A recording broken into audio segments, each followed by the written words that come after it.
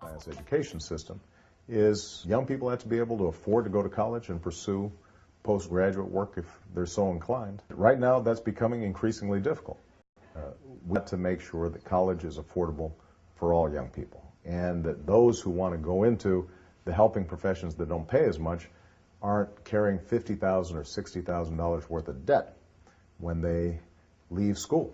That basically prohibits them from pursuing the kinds of careers that they want. So what I'd like to do is to strip out the subsidies that have been going to banks and financial institutions, make sure that we're putting more money into grants that don't have to be repaid as opposed to loans that do have to be repaid. I want to make sure that young people are benefiting from the lowest possible interest rates when they do have to take out loans. And we have to set up a loan forgiveness program so that if somebody wants to be a teacher or a police officer or a nurse, that each year that they perform those services, they are knocking off some of that college debt. That's how, over long term, we're going to be able to develop an entire society that has benefited from the same sort of educational opportunities that I've been able to take advantage of.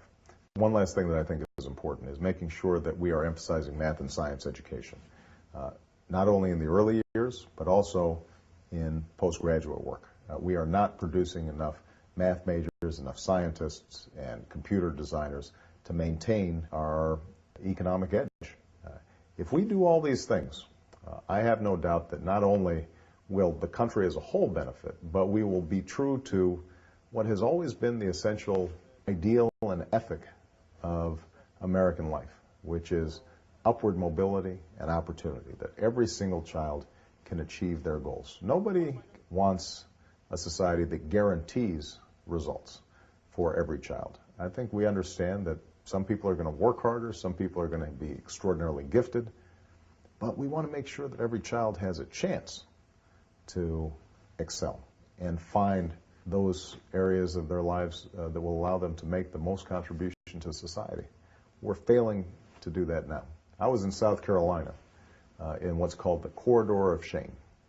This is an area that has the highest dropout rate in the country.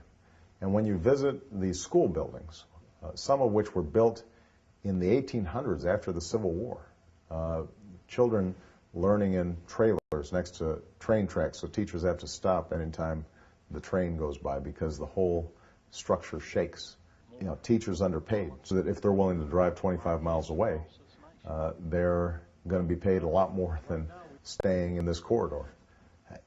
It's no wonder that children aren't succeeding, because we're not sending a message to them that education is valued. We're not making the investment that would be required to really make a difference.